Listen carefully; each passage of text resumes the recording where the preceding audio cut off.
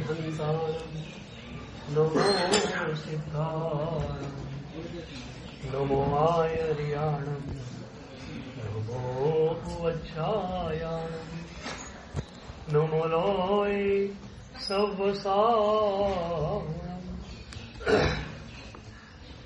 ऐसो पंचण मुक्कारो सवपावपणासणो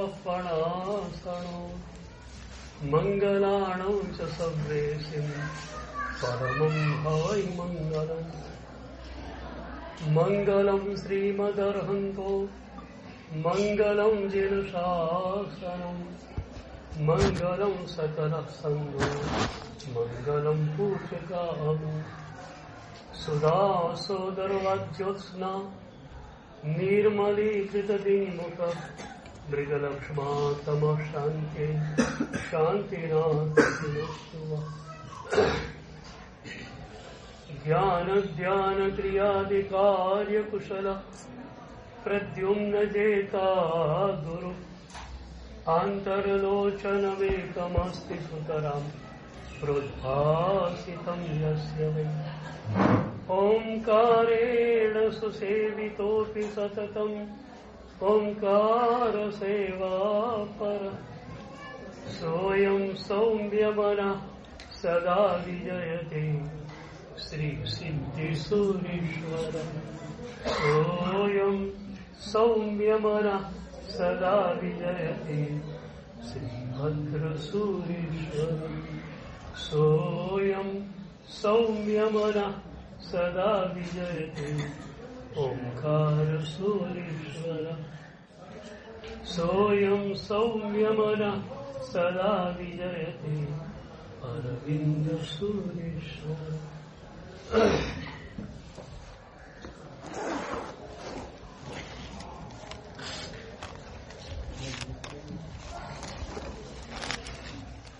સાધકની યાત્રાનું પહેલું ચરણ છે સંકલ્પ. કોઈ પણ સાધના માટે 3 તત્વો તમારે જોઈએ: પ્રભુની કૃપા, સદગુરુનો આશીર્વાદ અને સાધક તરીકે તમારો સંકલ્પ. પ્રભુની કૃપા અનરાધાર વરસી રહી છે. એવી એક ક્ષણ નથી, એવું ક્ષણાર્ધ નથી કે પ્રભુની કૃપા ન વરસતી હોય. અને અમે તો બેઠા છીએ એના માટે, આશીર્વાદ આપવા માટે. બોલ તમારી કોર્ટમાં આવી ગયો હોય. 3 તત્વોની આવશ્યકતા છે. 2 આ બાજુથી તૈયાર છે, એક જ તમારે તૈયાર કરવાનું રહ્યું: તીવ્ર સંકલ્પ. અને એ તીવ્ર સંકલ્પની મનોભાવના સાથે 15મું અધ્યયન શરૂ થાય છે. મૌણમ ચરિષ્યામિ સમેચ્ચ ધમ્મમ સહિયે ઉચ્ચુ કડે નિયાણ છિન્ને સંથવમ જહિચ્ચ અકામ કામે અન્નાય એસી સવિખો. પહેલી જ વાત, મૌણમ ચરિષ્યામિ. આ જીવન મને મળ્યું છે માત્ર અને માત્ર પ્રભુની સાધના માટે. એટલે આ જન્મ પ્રભુના નામ પર હું લખી દઉં છું. આ એક જ વસ્તુ તમારે કરવાની છે, બાકી બધું અમે સંભાળી રહીશું. આ જન્મ પૂરેપૂરો મારે મારા પ્રભુને સોંપી દેવો છે. તમે અનંતા જન્મો એવા તત્વોને સોંપ્યા કે જે તત્વો તમારા દુશ્મન હતા, રાગ, દ્વેષ, અહંકાર. અને એના કારણે તમારે અગણિત વાર નરક અને નિબોધમાં જવું પડ્યું. એકવાર પ્રભુને પૂરો જન્મ આપી દો. એક એક ક્ષણ પ્રભુની. તમારા માટે કહું તો શરીર કદાચ તમે પ્રભુને નહીં સોંપી શકો પૂરેપૂરું. ગાડીમાં આવ્યા છો, ગાડીમાં જવાના છો, પણ તમે પણ મન પ્રભુને સોંપી શકો છો. આજે એક નક્કી કરું કે આ જીવન માત્ર પ્રભુ માટે છે.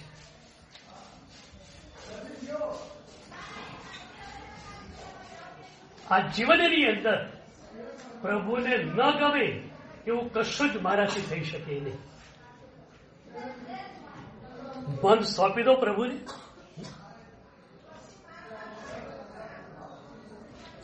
રામકૃષ્ણ પરમહંસની ગળાનું કેન્સર. શિષ્યોએ વિનંતી કરી, સાહેબ તમે તો વિદેહ છો જ, દેહાધ્યાસથી પર છો, તમે અમારા માટે પ્રભુને પ્રાર્થના કરો કે તમારું કેન્સર મટી જાય. અમારા માટે, તમારા માટે નહીં. તમારા માટે બધું સરખું જ છે.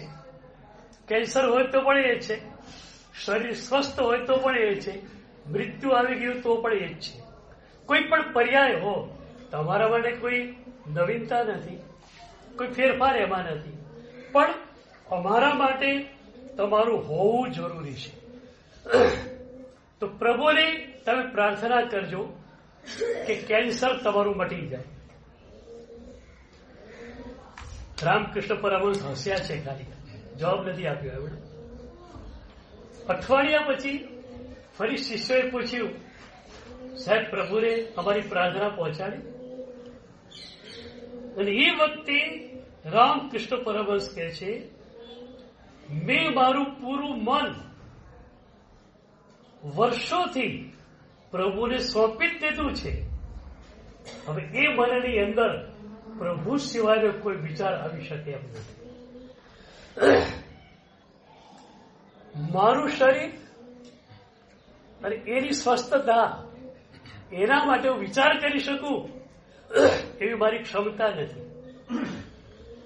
મારી સંપૂર્ણ વિચારધારામાં કેન્દ્ર સ્થાને કે પરિઘમાં માત્ર અને માત્ર પ્રભુ છે.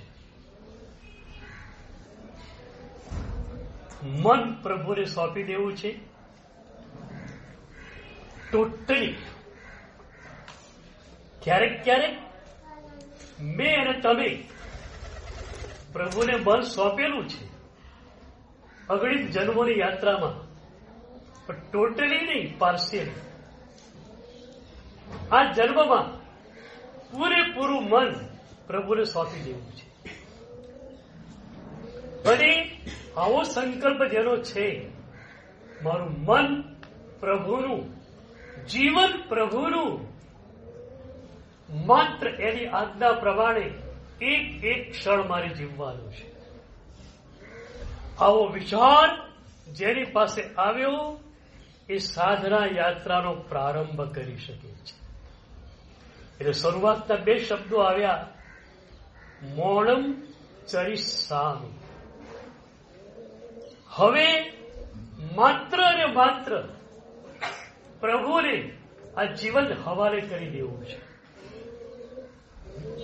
હવે આપણી પરંપરામાં આ એક શબ્દ બહુ મજાનો છે. કેટલા બધા સૂત્રો હવેથી શરૂ થયા છે. શંકરાચાર્ય બ્રહ્મસૂત્ર લખશે, અથા તો બ્રહ્મ જિજ્ઞાસા. અથો હવે. હવે શા માટે? હવેનો મતલબ શું? બહુ જ ઊંડાણ હવે શબ્દમાં છે. એકવાર હું એક દેરાસરે ગયેલો. નવપત પૂજા ભણાતી હતી. પાંચમી પૂજા પૂરી થઈ. મને કહેવામાં આવ્યું, સાહેબ થોડું વિવેચન આપો. મેં કહ્યું, પદ્મજી મહારાજે પૂજા શરૂ કરી હવે શબ્દથી. હવે પંચમ પદે મુનિવરા જે નિર્મમ નિસ્સંગ. હવે હવે એટલે શું? દુનિયા આખી રખડીને થાકેલો માણસ કહેતો હોય છે ઘર તરફનું પ્લેન લેતી વખતે, ચાલો હવે ઘરે, થાક્યા.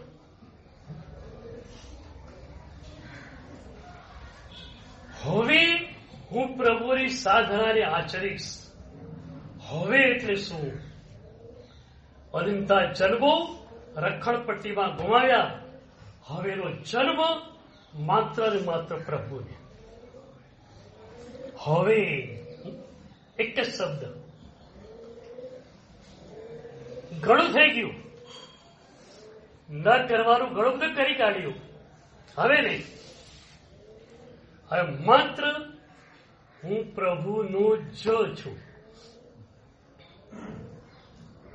કુમારપાલ રાજાને હેમચંદ્રાચાર્યે વિશેષણ આપ્યું, પરમ આર્હત. આર્હતનો અર્થ થાય પ્રભુનો. અર્હત અયમ એથી આર્હત. પણ માત્ર આર્હત વિશેષણ આપ્યું નથી, પરમ આર્હત વિશેષણ આપ્યું છે. કુમારપાલ એટલે માત્ર પ્રભુનો છે. તમારા માટે સરસ વાત છે. એક સાધુ માટે કહી દઉં, એક સાધ્વીજી માટે કહી દઉં, એ પ્રભુની જ છે. તમે કોઈ સાહેબ પણ એમાં અમારે શું? હવે તો સંસારમાં બેઠા છે. કુમારપાલ સંસારમાં છે, યુદ્ધો લડે છે, રાજ કારોબાર ચલાવે છે, અને હેમચંદ્રાચાર્ય જેવા કલિકાલ સર્વજ્ઞ ગુરુ એને પરમ આર્હતનું બિરુદ આપે છે. કુમારપાલ તું માત્ર અને માત્ર પ્રભુનો જ છે, બીજા કોઈનો નથી. કઈ રીતે? મનથી. રાજ કારોબાર ચલાવવાનું છે, ક્યારેક લડાઈ પણ કરવાની છે. શરીરથી પ્રભુની આજ્ઞાને પાળનાર કુમારપાળ નથી, પણ મન પૂરેપૂરું પ્રભુને એમણે સમર્પિત કરી દીધું છે. તો કુમારપાળ પરમ આર્હત બની શકે? તમે ના બની શકો. You can do this if you want. માત્ર આટલી જ વાત છે. તમારા મનમાં એક સંકલ્પ રોપાય કે મારે કરવું છે. અઘરું શું છે? 3 ટાઈમ ખાનારો માણસ આયંબિલ વાળા તપસ્વીઓની અનુમોદના કરે ને, તો મનથી એ આયંબિલનો તપસ્વી છે. સવારે ગરમા ગરમ નાસ્તો અને ચા પીધી છે, 10 વાગે ફરીથી ચા પીધી, 12 વાગે જમ્યો ભરપેટ, 3 વાગે ફરી ચા પીધી, સાંજે વાળું કર્યું. એ માણસના મનમાં આયંબિલના તપસ્વીઓ પ્રત્યે પ્રેમ હોય તો મનથી એને આયંબિલ કર્યું એમ કહી શકાય. તમે આ રીતે મનથી સંપૂર્ણ સાધક બની શકો કે નહીં? બોલો. You can do this. મૂળ વાત આ છે, ઇફ યુ વોન્ટ. તમે ઈચ્છો તો કરી શકશો. એક પ્રબળ ઈચ્છા શક્તિ. અનંતા જન્મો રાગ દ્વેષ અને અહંકારને મેં સમર્પિત કર્યા. શું એક જન્મ પ્રભુને સમર્પિત ન કરી શકું? હું તો ઘણી વાર મારી પબ્લિક મિટિંગમાં કહું કે પ્રભુ પ્રત્યે શ્રદ્ધા ન હોય તોય વાંધો નહીં. ફોર અ ચાન્સ, એક ચાન્સ તો લઈ લો, જોઈ તો લો. તમે તો શ્રદ્ધા વાળા છો બધા. એક જન્મ પ્રભુના નામ પર. તમે બધા જ ગુરુની પાછળ દોડો છો. મહિને મહિને આવનારા ઘણા છે. તો મારે પૂછવું છે કે ગુરુ ચેતનાનો પ્રવેશ તમારા જીવનમાં વાસ્તવિક રૂપે ક્યારે થાય? જ્યારે તમે નક્કી કર્યું કે પ્રભુની આજ્ઞા પ્રમાણે જો મારે ચાલવું છે, પ્રભુની આજ્ઞા તો 45 આગમ ગ્રંથોમાં ફેલાયેલી પડેલી છે, તમને ખ્યાલ નથી, તો તમે સદગુરુ પાસે આવો. એમ આઈ રાઈટ સર? સાહેબ હું બરોબર છું? હા, તો અમારી સાથે પૂછવા આવે છે બધા. અસાતામાં છીએ અમે. સ્વામી સાતા છે જી, એ સાતા જ છે. અહીંયા તો અહીં સાતાની પરમ સાતા છે. પણ તમારે શું કરવું છે? સુખ સંયમ યાત્રા નિર્વહો છોથી બોલો છો ત્યારે અશબ્દમાં તમારે પૂછવું છે કે સાહેબજી, તમારી સંયમ યાત્રા તો બરોબર ચાલી જ રહી છે, મારી સાધના યાત્રા કેમ ચાલે છે એ તમને બતાવવા માટે હું આવ્યો છું. હું તો માનું છું કે વર્કશોપના રૂપમાં કામ ચાલવું જોઈએ. તમે માત્ર પ્રવચનો સાંભળી લો છો, ઘરે જઈને એ જ રૂટીનમાં પાછા આવી જાઓ છો. વર્કશોપ, આજે હું તમને નિયમ આપું, તમે લઈને જાઓ, ફરી મહિને બે મહિને આવો, ફરી હું તમને પૂછું કેમ રહ્યું, તમે કેટલા આગળ જઈ શક્યા, એના ઉપર તમને આગળ વધારું. મારી ઈચ્છા છે કે તમને બધાને પ્રભુને સમર્પિત કરી દીધા. સદગુરુની ઈચ્છા માત્ર એક જ હોય છે કે કોઈ પણ શિષ્ય, કોઈ પણ સાધક પ્રભુની આંગળી પકડીને ચાલે. એક પણ સદગુરુ એવા નથી હોતા જેમ ઈચ્છતા હોય કે આ શિષ્યો, આ શિષ્યા, આ સાધક, આ સાધિકા મારી આંગળી પકડીને ચાલે. નહીં, અમારું કામ એટલું જ છે, તમે અમારી પાસે આવ્યા, અમે તમને પ્રભુની પાસે મૂકી દઈએ. તો હવે સંકલ્પ થયો, મૌનમ ચરિસ્સા, મારે શ્રાવણ્યનો સ્વીકાર કરવો છે, પ્રભુને પૂરેપૂરું જીવન મારે સોંપી દેવું છે. કઈ રીતે થશે? પહેલી વાત લખે છે, સ્વમેચ્છ ધમ્મમ, શ્રુત ધર્મ અને ચારિત્ર ધર્મને પામીને. બહુ મજાની વાત છે. શબ્દ છે સ્વમેચ્છ ધમ્મ, એટલે સંપ્રાપ્ય, પ્રાપ્ય નહીં, સંપ્રાપ્ય. આ બહુ અદભુત વાત છે. ધર્મની પ્રાપ્તિ નથી જોઈતી, ધર્મની સંપ્રાપ્તિ જોઈએ છે. અહીંયા જ આપણે ગોટાળો કરી નાખ્યો. જૈન તરીકે ઉત્પન્ન થયા, ધર્મ મળી ગયો, આ પૂજા કરીએ છીએ, ચોવિહાર કરીએ છીએ, ધર્મ મળી ગયો. ધર્મની પ્રાપ્તિ થઈ, સંપ્રાપ્તિ ક્યાં થઈ છે? સંપ્રાપ્તિ ક્યારે? શ્રદ્ધાપૂર્વક તમે એ ક્રિયાને આચરો અને પછી એ ક્રિયા દ્વારા જે અનુભૂતિ તમને થાય છે એ અનુભૂતિને તમે પામો તો સંપ્રાપ્તિ કહેવાય. એક સામયિક તમે કર્યું, 48 મિનિટ તમે સમભાવમાં રહ્યા. હવે સામાયિક ધર્મ અદભુત અમૃત અનુષ્ઠાન છે, પણ તમને એની પ્રાપ્તિ થઈ છે કે સંપ્રાપ્તિ થઈ? ત્રણ વસ્તુ બને, અપ્રાપ્તિ, પ્રાપ્તિ અને સંપ્રાપ્તિ. સામાયિકમાં બેઠેલો હોય, કરે મતે ઉછળીને, અને કોકે કંઈક કહ્યું અને સીધો જ પિત્તો ઉછળે તો અપ્રાપ્તિ થઈ ગઈ.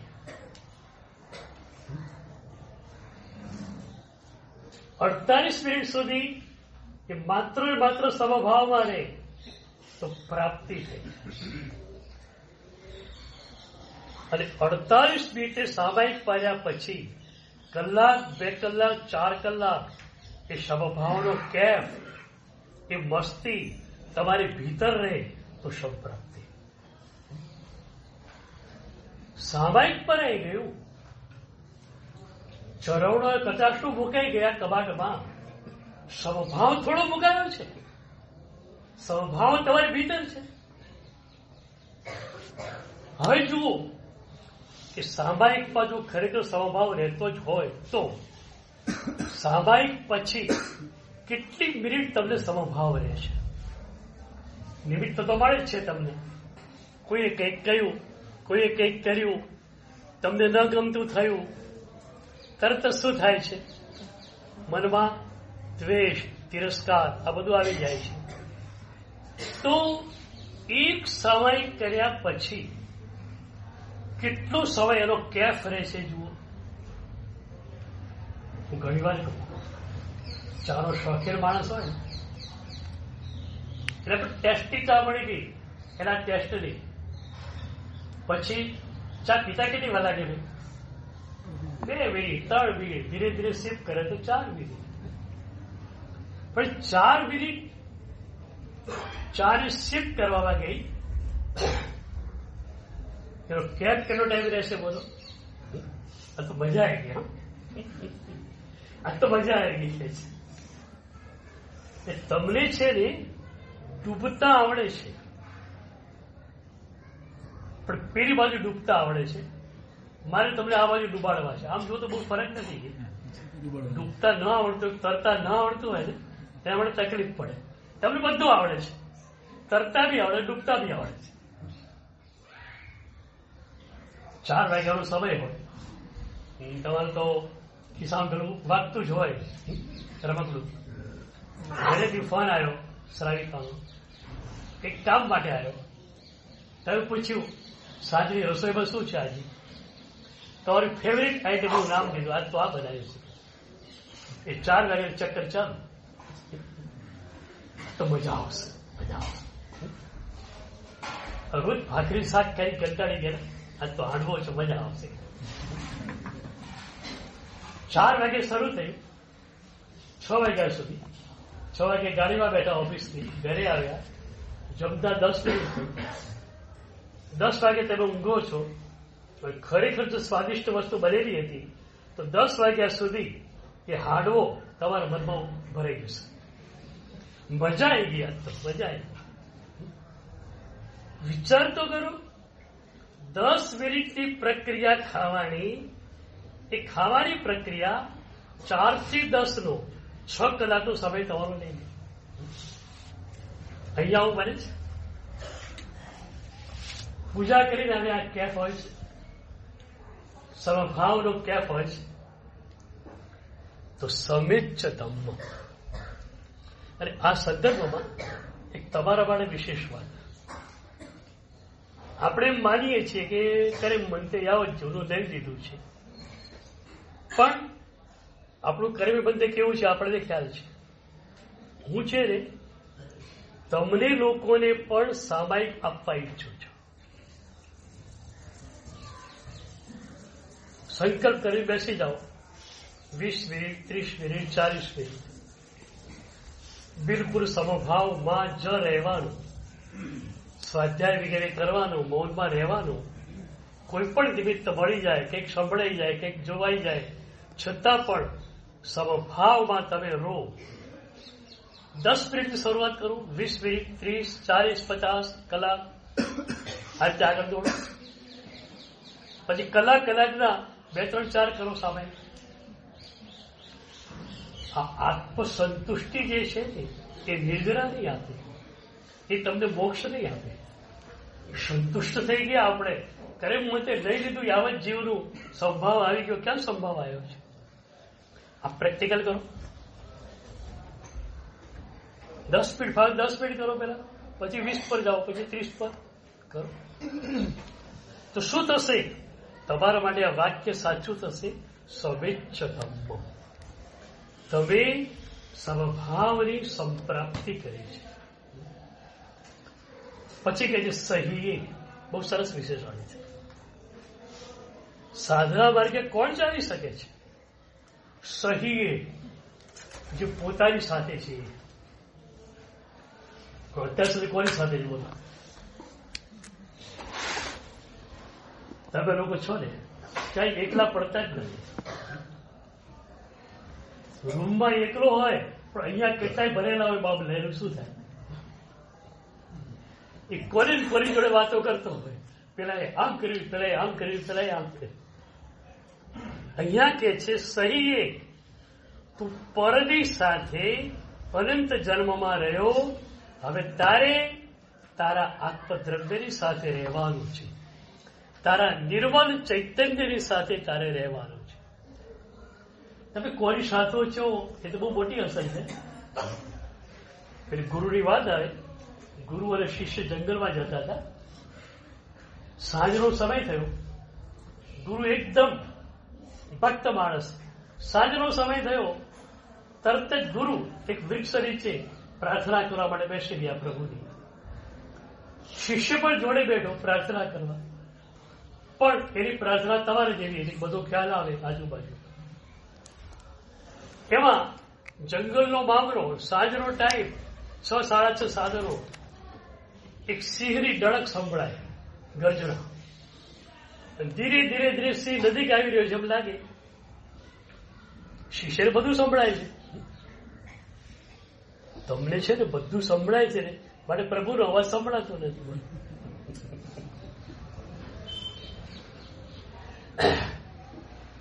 એ સિંહની ગર્જના સંભળાઈ. ગુરુના કાનમાં ફૂંક મારી, બાપજી ઉઠો, આ સિંહ માહુ આવે છે, એને મારી તમારી જોડે કોઈ સંબંધ નથી, કોળીઓ કરી જશે આપણો, હમણાં ઉપર આવી જાવ ઝાડ ઉપર. પણ ગુરુ ટોટલ પ્રભુમાં ડૂબી ગયેલા. શિષ્ય સમજે ગુરુ તો ઉઠશે નહીં. શિષ્ય ઝાડ ઉપર ચડી ગયો. બળીની ઘટના છે.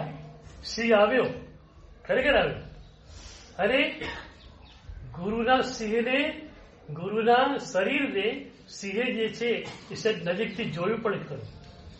પણ ગુરુના શરીરમાંથી મૈત્રી ભાવના પરમાણુ એવો નીકળતા હતા કે સિંહ જેવો સિંહ એ પણ અવૈરની ભૂમિકામાં આવી ગયો. અને માત્ર થોડી વાર પછી ત્યાંથી ચાલ્યો ગયો. શિષ્ય જોયું મામલો સાફ છે, હવે એ નીચે ઉતર્યો. ગુરુની પ્રાર્થના પૂરી થઈ. રાત્રે ત્યાં જ સુવાનું નક્કી કર્યું. રાત્રે મચ્છર બહુ હતા. ગુરુએ કહ્યું શિષ્યને, મચ્છર બહુ કરડે છે. શિષ્ય કે બાપજી એક સવાલ પૂછો, તમે સીધી ન ગભરાયા અને મચ્છરથી ગભરાવ છો. ગુરુ કે છે સિંહથી નહીં ગભરાયો કારણ કે પ્રભુની સાથે હતું, અને મચ્છરથી ગભરાવું કારણ તારી સાથે છે. તમે કોની સાથે? પરમાત્માની સાથે, તમારી નિર્મળ ચેતનાની સાથે કે બીજા બધાની સાથે? જવાબ લઈને કાઢો.